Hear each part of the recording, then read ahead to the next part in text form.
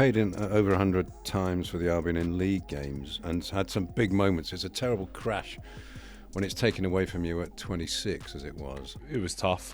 Had obviously 3 kids at the time. Had to take on all different kind of roles. Local caravan park, I was the gas man there for a bit. I think it was a Boxing Day sale. I went to Next and was putting everybody's shopping in bags and going through all that. I really feel things happen for a reason, and retired at 26 so that I could get into coaching and management maybe a bit earlier than everybody else. England under 21 call up in 2004. Darren Bent, David Bentley, that type of player. Do you remember that call up? And do you remember thinking, I'm really going places now? To be honest, I turned up. I think it was more a case of they was playing Azerbaijan away, and Anton Ferdinand and all them boys didn't really fancy that trip. So I was like, pick me, I'll go. But what an experience it was, having that shirt with 3 lions with your name on the back and being there singing the national anthem and stuff like that. It was a unbelievable time. I was doing sort of playing in the championship and doing Bobby Zamora's boots at the same time, and he sort of said, right, do you want £100 a goal between now and the end of the season? He scored 11 goals. I managed to buy my first car cleaning Bobby's boots. Hello, dads. Hope the podcast is going well. A couple of questions here. Am I a better player than you were yet? Virgs, last week it was you and Guy Butters. Now it's you and Adam Hinshelwood. It's like your partnership show. It's like, yeah, but blast from the past. Yeah, it's very good to see you reunited in this podcast studio. Adam, welcome. You are so much part of this club, past, present and future, through your son, not least through your son Jack, who we're going to be hearing from later. You've got your Worthing FC kit on. Tell us what you're up to at the moment. No, yeah, just back at Worthing, head coach there now. So, yeah, nice little journey along. Only 20 minutes, come straight from there. We're full time now, so it's really good. Working with some good young players that have got connections with the club as well. So yeah, I'm really enjoying it. I mean, apart from your big family connection, as an individual, when you walk in here, do you feel that sense of pride that you were part of this journey? I'm sure Virgs will be tell you as well, but it's like a different club now, to be honest. We trained up at the university. We didn't really have a ground as such with Dean. So yeah, now you come and it's completely different club. But yeah, still had a couple of years working with the under-18s here. So got some good memories from that time as well.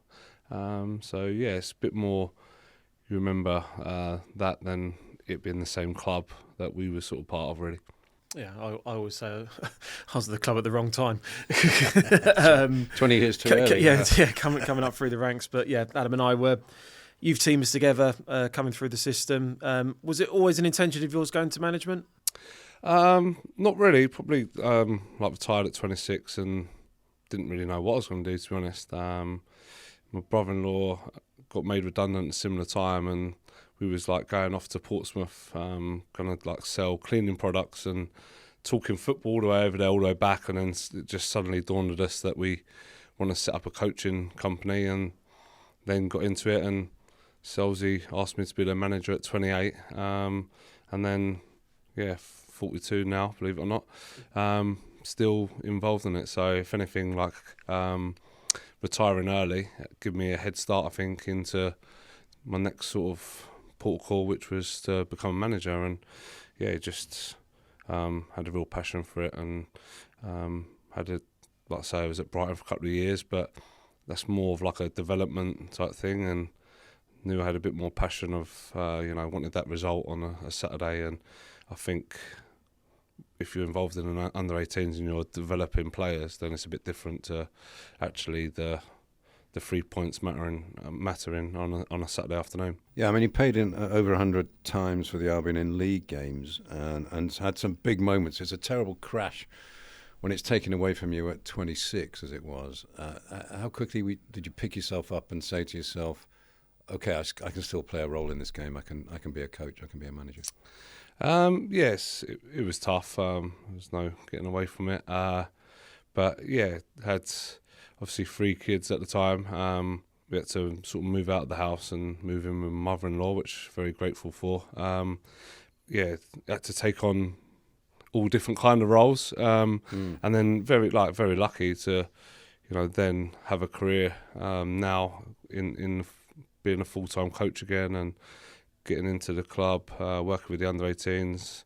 Worked 2 years with Ian Buckman as well, who obviously the academy director now. So that really helped, and I feel in some ways now, things happen for a reason, and retired at 26 so that I could get into coaching and management maybe a bit earlier than everybody else.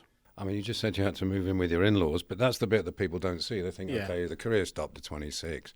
They don't see you having to move in with your in-laws and restart your life and worry about paying the bills, do they? No, that's it, yeah. I just had to do whatever you can, didn't you, to keep your sort of head above water as such. And, grateful I got given an opportunity to work in the sort of local caravan park. I was the gas man there for a bit. Take on all kind of roles. I think it was a Boxing Day sale I went to next and was putting everybody's shopping in bags, and right. You just do whatever you can to sort of get by. And like I say, now going through all that, I really feel lucky to be involved in football and doing something that I'm really passionate about and enjoy on a full-time basis. So all that sort of hardship I think sort of sets you up, and I'm really grateful, like I say now. Yeah, it's a side of the game that the era that Adam and I came through, that I retired at 30, so it's never an easy time financially, emotionally. The support, probably the network isn't there as maybe what it was today. But yeah, Adam and I came through the same youth team, and we were so lucky to have a really good foundation. There was myself, Dean Hammond and Chris McPhee, and then the age group below was Adam Hinch, Adam Alab and Dan Harding, and between us six, it's about 800 appearances between us for the football club, which was an incredible time. But talk to me about those times in the youth team with Dean Wilkins and your Uncle Martin, in terms of that grounding that we had growing into the game. Yeah, it was, I thought Dino was well ahead of his time, really. How he see the game, his ideas and stuff like that. Maybe not with his 12-minute runs on a Monday around the pond. I don't think that's second-day recovery no more on concrete running for 12 minutes. But, he's well ahead of his time, I thought. And, I think Hinch sort of complimented them well as well. Them two done unbelievable. We had a tough grounding, but it was good. We had so many characters and good role models, and they sort of made your life hell at times, but at the same time, when you got into the team and you was one of them, then they knew when to look after you and put your arm around you. So we had really good grounding from some senior pros as well. You made your debut I think in 2002 away at Burnley, is that correct? That's it. What are your best memories of wearing an Albion shirt? Yeah, a bit sort of few and far between, really. But obviously that was a good day. You nicked my spot that day. Yeah. It's only because my uncle was a manager, so give me a game. But you're over it now. So yeah, no, it's good result, 1-3-1. And then he dropped me in the next game. So Coventry at home, I think drew, and then I think went on a bit of a bad run after that. So. Yeah, I'm always the first to remind him not to change a winning team. But no, it was some really good, and captaining the team away at Wolves. From like a quite a young age. Obviously, Virgs was back in the team for the big game at the Millennium Stadium, and being on the bench and watching the boys get the job done and get the result there was a massive moment for the club. And I think back then, at the Withdean, we was like ball boys. So my first 2 years as an apprentice was 2 promotions. I think we went from League 2 to the Championship, and then obviously made my debut that third year in the Championship. So some really good times. But some of the times back then was just surviving in the Championship with the budget and the team we had. That was a massive achievement in itself, and we managed to do that, which was obviously a really big moment for the club, really. I've got a number here. I think this has got to be a a printing error. This must be a mistake. £90 a week in the Championship. That's not right. Yeah, no. There's a couple of zeros missing there. And I think my uncle would have looked after a decent deal, but yeah, we was £45.50 and then 90 I was our scholarship. Obviously, Virgs wouldn't have been because he was on a better deal than that. But yeah, no, that was it. And it was only I was doing sort of playing in the Championship and doing Bobby Zamora's boots at the same time. Yeah. And we got to about Christmas, and he sort of said, "Oh, right, do you want to bit now at Christmas and bit at the end of the season, or do you want £100 a goal between now and the end of the season?" And I went, "I'll take you up on that, £100 a goal." And he scored 11 goals, and at the end of the season, come in with a nice envelope with all the money in, and I managed to buy my first car with my boot deal from cleaning Bobby's boots. So what a nice gamble that was. Yeah, I know. Yeah. Kerry Mayer offered me the same deal, but I didn't get as many goals, so I had to get the bus.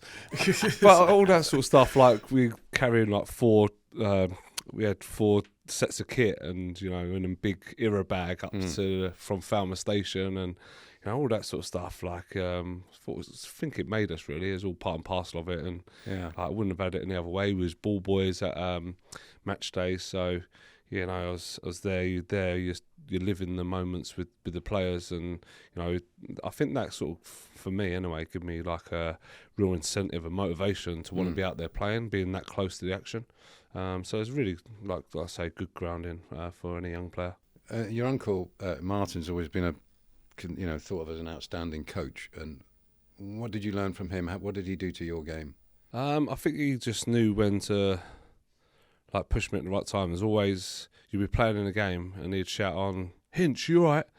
And I'd be like, "Yeah."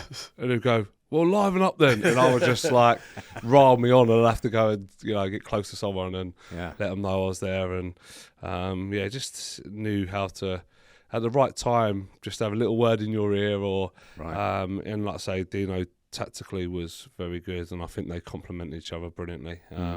Full credit to them. I think the success that the club had at that time was having that good young structure coming through, because the club wasn't blessed with loads and loads of money back then, and to have good young players on £90 a week really helped them. Yeah, Vic Bragg as well was another one, wasn't he? Definitely. Who came through that. It was a perfect compliment. Like, Dino loved him to bits, but he got so serious so quickly, and if he got angry, he would just go, do you remember he used to go for runs and stuff? If he get really annoyed with us, he would just go running off into the trees and just running off into the fields, and kind of we won't see him for the rest of the day, and then Hinch would come in and just look after us. But he would put us through our paces when he needed to, but he'll put our arm around us at the same time. I will say this, Paul, in terms of Adam being here, we had such a good youth team coming through. Like, we had really, really good players, but he was by far the best. Honestly, if Adam hadn't been his injuries, I promise you now he would have gone on to a much, much higher level and left us all behind in terms of his ability. You could defend, you could win your tackles, you were decent in the air, decent on the ball, but unfortunately injuries hampered you. But out of all of our youth team, he was by far the best in terms of his ability, and it's just such a shame for it to have ended so quickly, unfortunately, that you never got into that. But I just wanted to say that for the record. No, that's very nice, and of Very course, nice after. yeah, Cheers, he'll say something different after. But the evidence for that is the England under-21 call up in 2004. Darren Bent, David Bentley, that type of player. Do you remember that call up? And do you remember thinking, I'm really going places now? Yeah, so we sort of had Dan Harding, didn't we, in the youth team as well, and he was in the 21s and that established, played a few games already. Yeah, got the call up, and it sort of helped having him there. But to be honest, I turned up. I think it was more a case of they was playing Azerbaijan away, and Anton Ferdinand and all them boys didn't really fancy that trip. So I was like, pick me, I'll go. So yeah, more the water boy, but what an experience it was to go and experience that and live that, and something that you always sort of remember. Having that shirt with 3 lines with your name on the back, and being there singing the national anthem and stuff like that was a unbelievable time. But yeah, like I say, I think it was more a case of none of the others wanted to be there. I think David Bentley was sort of there celebrating that he was getting to go home, and I was like, "What's going on? Like, it's England." Yeah. But yeah, he was just so established, and yeah, really, really, really good time, good memories. Have you still got a shirt? Have you still got any memorabilia from that? Yeah, I just give it all to like my parents. Probably it's been overtaken now by the golden boy in it. Jack and now Harry coming through as well. So all their shirts are everywhere. Someone's probably up in the loft now. But it's amazing how it's all like gone sort of full circle. With sort of when I was growing up, you'd have sort of my dad's under 21 shirt, and then it sort of got replaced by mine, and now Jack's is replacing. And Harry's replacing ours, so it's lovely to see, to be honest. It's amazing. This family story just gets bigger and wider, doesn't it? That's incredible. With every year. And you mentioned young Jack, who's making a real name for himself now in a serious Premier League club. But it's not all one-way traffic, because I gather he's got some questions he wants to put to you. Hello, dads. Hope the podcast is going well. A couple questions here. Growing up, obviously, watching you play and coach a lot. What was the biggest lesson you tried to pass on to me about football? I think just similar sort of to what sort of my dad passed on to me, really. And his bit of advice that he always sort of said is, no matter like what game you was playing in, you never know who's sort of watching. So to always just give it your all, and that's probably been to my detriment now that I want to go and play charity matches and I want to play, with my mates, because I want to give my all, and it's probably in me now to, that will to win and be the best that you can be. But yeah, it was just that really. You never know who's watching, and training session, whether it be, especially here at a training ground like this, you never know when the manager might pop out and have a look, and you always want to give a good impression. What do you remember about the first time you realised I might actually have a chance of playing professionally? Like growing up, you never really know, do you? Like you can see that he's got some talent, and you go to all the reviews and stuff. But I think there's one time when he actually played against a Worthing team. Your team? Yeah, so we played against, it was like maybe under 16 or 15, and played against our under 18s. Yeah, and that was the time I thought he's got a bit of talent. I think he scored against us, and yeah, didn't talk to him all the way home because I think he beat us 3-0, and I think he might have had 2 assists and a goal. And I thought, blimey, when you're like working with players every day and then you see him come, I thought, well, yeah, he's got half a chance. That would probably be the first time. Were you ever nervous when I started coming through the Brighton Academy and knowing what the club means to our family?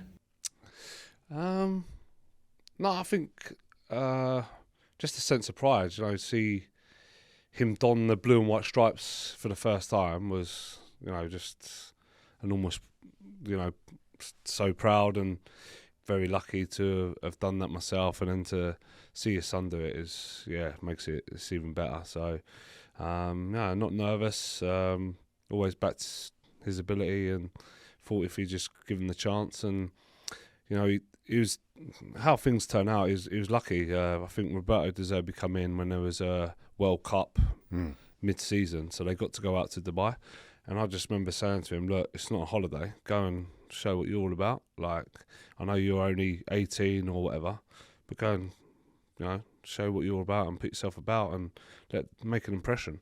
And he seemed to do that. And I remember watching a game, I think it was a stream on YouTube, Bino's playing Aston Villa, and it was one of De Zerbi's first game out there, and he played and done well, and it was no, I don't think you get too nervous. You're just excited for him, really. Yeah, that's right. I did because I was doing some shadowing here and coaching with the under 18s, and Jack came up in conversation about Roberto De Zerbi, and he said the one thing that the youth players used to do was go over and be the pressers in terms of the way that Roberto wanted to play.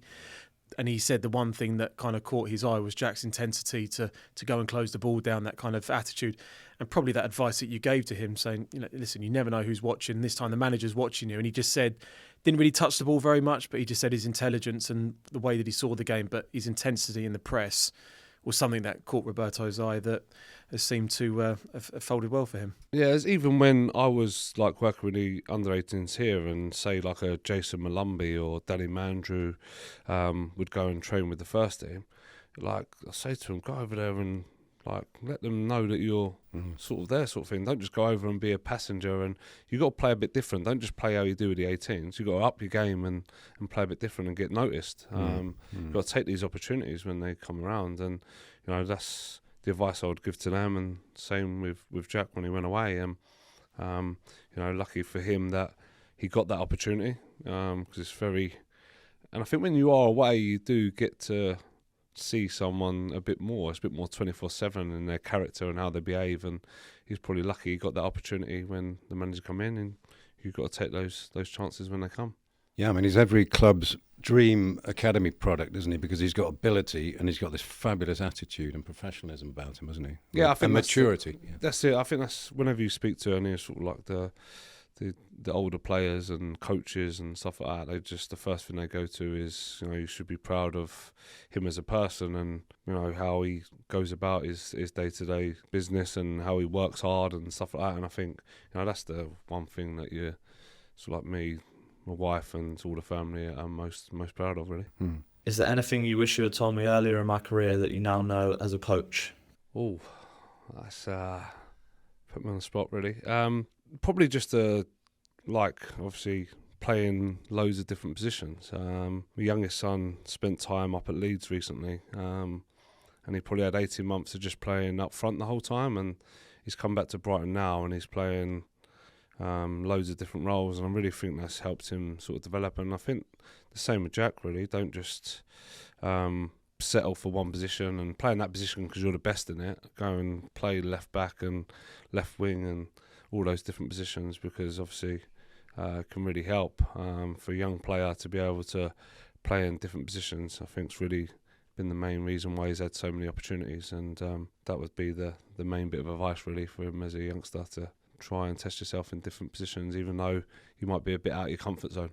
Finally, they told me I had to ask you this one. Am I a better player than you were yet? You don't have to answer if you don't want to. I can. I thought he was going to ask something about the own goal, to be honest. So we've got that coming up. Don't worry about that. I'm glad he did bring that up. No, he's got to be, hasn't he? I think, my dad got 2 years. I think he played 2 years in what was would have been the Premier League. Jack's probably made more appearances than any of us in that top division. So, I would have smashed him, definitely. But I don't know. I think if I had the grounding of growing up in a Cat 1 academy, having this, same with Virgs. Who knows what we could have done and become. We grew up in probably a Cat 3 sort of academy and managed to get into the sort of championship, and he's grew up playing against top players and training with top players day and day. I think that really helps. But we was a centre of excellence and training like 2 hours a week or whatever. Now even my youngest is under 11 and he's here for 6 hours training with top players and top coaches and stuff like that. So, he is better than me, but if we'd have had that, then I think it could have been a bit closer. Yeah, I mean, on the point of his versatility there, obviously that's a blessing in many ways, because you've got lots of job options. But is there a danger that if you're too versatile, you'll be seen as a utility player who can just be moved around the team? And what do you think his best position is? If I think for me and all the family, we like seeing him up the top end of the pitch, so there's less pressure on him. I think since he's gone into this sort of higher position and playing a bit closer to Danny Welbeck, he's playing with a bit more freedom and taking more risks. Like his flicks around the corner and his intelligence and his linking up with play, I think he's coming out more because you're a bit higher up the pitch. Whereas maybe if you're a bit deeper, I think sometimes he plays a bit too safe, and he'll try hit a diag and it get cut out, and then he'll just go back to keeping it safe again. Whereas if you're a bit higher up the pitch, then you can take a bit more risk, I think. So, I like seeing him up that top end. I think he just needs a goal now, which will really help him.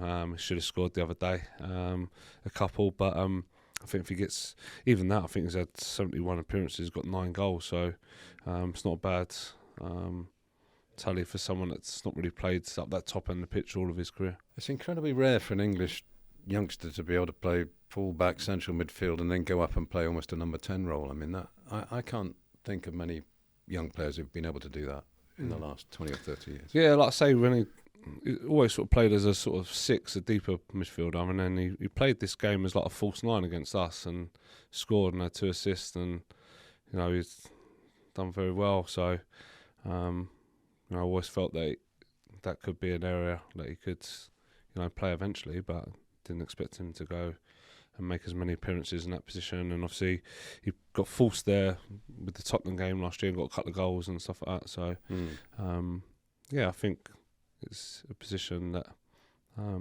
he seems to be more comfortable in for me watching him.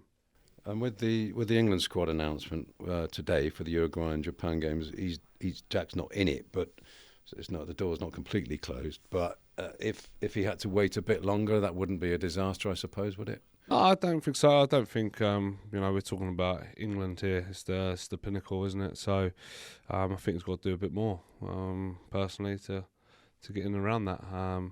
He's on a good trajectory, I think, but got to keep going.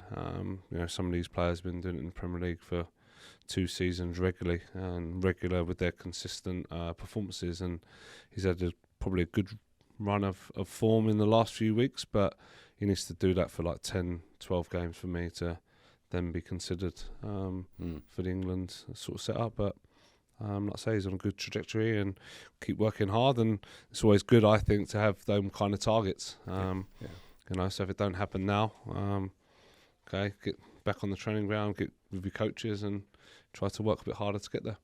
There you go. So shall I mention it or not? Your call. Your own goal. It's one of the greatest own goals ever seen. Geez. I wasn't playing that day. I was conveniently suspended on Boxing Day. You like that one? I was. I've sweated. I was watching. Yeah. Nice. You got to tell the whole story. 100th game for the club, I think it was. Yeah. All my family in attendance. Face on the front of the programme, which would have scared a few. But it's for some reason, John Sullivan and all the goalkeepers were working on pulling on an angle rather than staying in their goal, but actually not working on it with the defenders. So the ball's gone over the top. I've just literally not looked up, played a blind pass towards goal, and he's pulled on a bit of an angle. Then just scrambling to get back. But definitely his fault then. Well, obviously I should have looked up and see where he was. But you like to think that if the goalkeeper was going to work on this, pulling on a bit more of an angle, that would have included the defenders. But he'd let you know. Yeah. No, it was horrendous. And then we went on to lose the game. And then I think we come in and we had a bit of a team meeting. I think Mickey Adams and Nicky Forster at the time. I think Nicky sort of joked, well, everything would be all right, Gaffer, as long as Inch don't score an own goal. Because we was well in the game, so comfortable. I think Dean Hammond might have even been playing for Colchester at the time. Yeah, we're so comfortable, and then that was just before half time, and then we lost 2-1. So bad day. Well, we should just honour your coaching career a little bit, because it's gone really well for you. Your first stint at Worthing got you the job at York. How do you reflect on that now, the time at York? Real good experience. I wanted to. Worthing were only part time, and I sort of said to them that I feel ready to, be a full time manager and working with one team on a full time basis. And York gave me that opportunity. And what a club, what a set of fans, what a place to live. Our family was really, really settled up there and loved it. But for one reason or the other, didn't quite work out. But I think you can have sort of self-pity, or you can get on with it. And part of our life that we very enjoyed as a family, and a part for me as a coach that I definitely would have learnt a lot from. So that's the way I sort of look at it, really. Where did your identity as a manager come from, the way that you play? That I've seen you back in when you're first in at Worthing. It's good football. Yeah. Credit to you. I covered the National League for a long, long time with TV, and you can still play good football at that level. I know the pitch might make a difference, but where's that DNA of styles coming within yourself? I think a lot of it's from Dino, as a youth team coach. Dean Wilkins. Yeah, Dean Wilkins. I think he wanted us to play, didn't he? Like, we played some really good football under him, and I think, like, as players, we sort of like enjoyed playing in his teams. He encouraged us to sort of split, didn't he, as centre halves and get on the ball and dominate possession. And I enjoyed playing in that, and also it's the football that I enjoy watching. I didn't enjoy watching Arsenal come to the Amex, wasting all that time. And it's supposed to be the best league in the world, and we're going to see a team win it that wastes time and scores goals from set pieces. And for me personally, I think it's an entertainment sport, and I like to go to a game and be entertained. And my way that I like to see a game is by a team sort of trying to dominate possession and keep the ball and trying to find ways to break the team down. That's what I enjoy sort of watching, and I believe it's a way that you can be successful and win games of football. So that works for you at Worthing, that approach in that league, does it? Not always. We won 12 out of 13, and then I think teams sort of clocked onto it and went, right, you can't go toe-to-toe for these no more. You've got to sit loads of bodies behind the ball, and then it becomes a bit more like an attack versus defence, and you're trying to come up with ways to sort of break an opponent down, and we've had a lot of that in recent week. And from that you've got to adapt again and change your style, because we wasn't working. We was having 75% possession, but the opposition had better XG, and like when I see that, I was like, something's got to change. And we wanted to take more risks and get more people in the middle of the goal and take more risks with passes and get our possession down a little bit, but let's get our XG up a little bit. And that's the challenge. A bit that I love is that challenge, and having to find a way and having to adjust to all different scenarios. What's the view in the National League that the 3 up, 3 down, in terms of you at York? Yeah, got a few points. Yeah. Didn't get you lost you lost the playoff, and those points could you could probably accumulate winning the league. If it was a 3 up, 3 down. What's the general feeling as managers at that level of football where it's still the one promotion? I know they've changed the playoff format.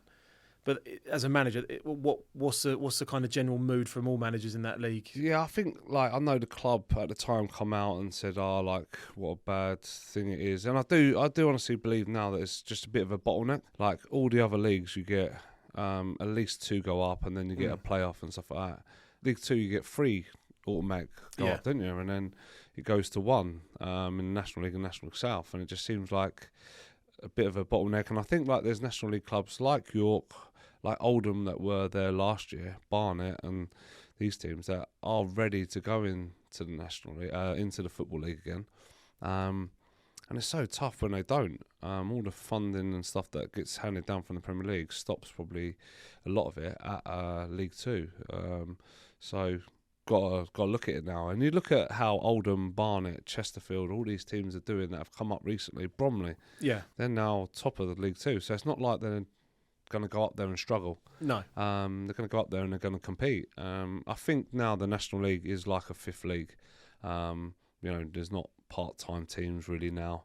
If they are, they're the minority, and they're all professional teams and ready to go and kick up the football leagues. And I think the fans and that not enjoy seeing the likes of Luton, Wrexham that have come all the way through and get into the Premier League, and that dream of doing that stops because only one team can go up.